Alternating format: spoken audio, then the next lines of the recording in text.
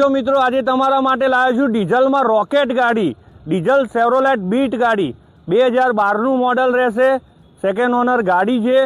ગાડી પાવરફુલ ગાડી છે। ગાડીની અંદર 25 ઉપરની એવરેજ આવશે તમને ડીઝલમાં। નાની ગાડી, એવરેજવાળી ગાડી, પાવરફુલ ગાડી। આ ગાડીની ડિટેલ તમને ગાડીની કન્ડિશન બતાવું જો।